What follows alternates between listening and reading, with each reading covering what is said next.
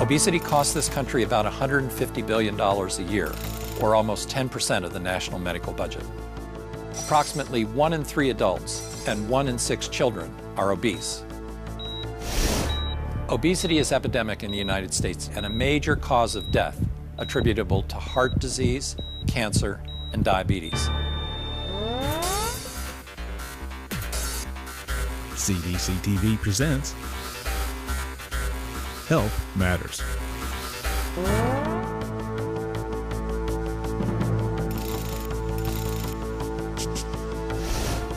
At its simplest, obesity results from people consuming more calories than their bodies burn. But it's a more complex problem than that. People didn't decide to become overweight. Their weight gain is a consequence of complicated changes in the environment, where food is more readily available and opportunities for physical activity are lacking. Societal, economic, cultural conditions have all contributed to the rise in obesity. One contributing factor is the fact that the way we eat has changed over the last 50 years. Americans are eating more processed foods and eating out a lot more frequently. The foods that are offered in restaurants, snack shops, and in vending machines are higher in sugar, calories, and fat than what we typically prepare in our own homes. We are surrounded by food. We're constantly bombarded by it. We're consuming larger portion sizes and more calories than ever before. Another factor is that people who live in poor and rural communities may have less access to quality grocery stores that sell healthy and affordable options. In these areas, it might be easier and cheaper for residents to purchase less healthy foods and beverages. Other factors such as technology and the way we build our communities has influenced our lives. Both of these factors have left us more sedentary. Families must drive to work and school because it's often too far to walk. Many communities are built in ways that simply make it difficult or unsafe to be physically active.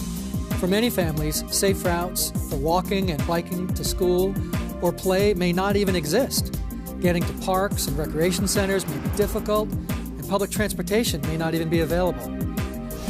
And we spend a lot of time sitting in front of screens for work and for entertainment. Also, too few students get daily quality physical education in schools.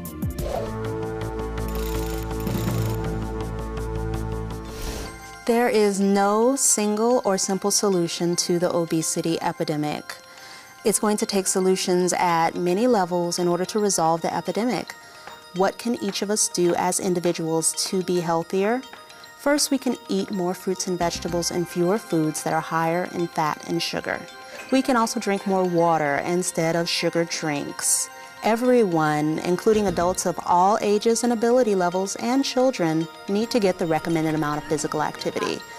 Parents can listen to their pediatricians and restrict television viewing for their young children to less than 2 hours a day, and we cannot put televisions in our children's bedrooms. How can we work together as communities to resolve the obesity epidemic? Communities can expand access to fruits and vegetables through farmers markets programs like this one in Brownsville, Texas. The market was designed for the sole intent of reducing obesity rates and improving diabetes rates in our community. There's a wide range of people who come to the market from different walks of life. Low-income families who may not be able to afford some of the fruits and vegetables. The voucher program has been very instrumental.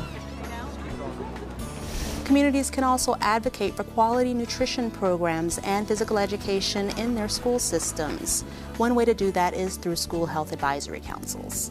The School Health Advisory Council is something that doesn't cost any money, and it is relatively little amount of time, and it brings together a diverse group of people from the community and the schools. I like to be healthy because I want to be big and strong.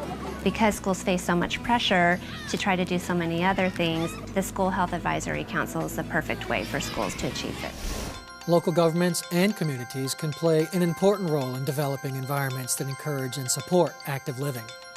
They can increase opportunities for physical activity by encouraging mixed-use development to allow for easy access to schools, businesses, parks, and grocery stores. They can implement traffic safety measures and crime prevention strategies. Building bike paths, sidewalks, and crosswalks will foster safe and easy access to more physical activity. States and local governments can provide incentives to existing markets to offer healthier food, and they can also provide incentives for new businesses to establish their supermarkets in low-income areas. The quality of the produce is much better, and of course it's least expensive than at the corner stores, and this is very helpful to the neighborhood, I think, to overall be a more healthier neighborhood. I had lived in Philadelphia all my life, and it never was a market like this around here that we can walk to. That's a convenience, and on top of that, healthy foods. Employers can offer worksite health programs that offer a variety of options for their employees, such as this program in Austin, Texas. This used to just be a place to come to work and go home, and now it's a place where you can come and get in your workout and get in your support group for your weight loss. And instead of just going to the short order cook and having a burger and fries, you can have a nice, healthier sandwich. And that's made a difference. In addition, employers can make it easier for women to continue breastfeeding when they return to work, because babies who are breastfed are less likely to become overweight later in life. There is no simple solution to the obesity epidemic. People need to make better choices, but we also have to change those choices in our schools, in our childcare settings, in our work sites, and in our communities.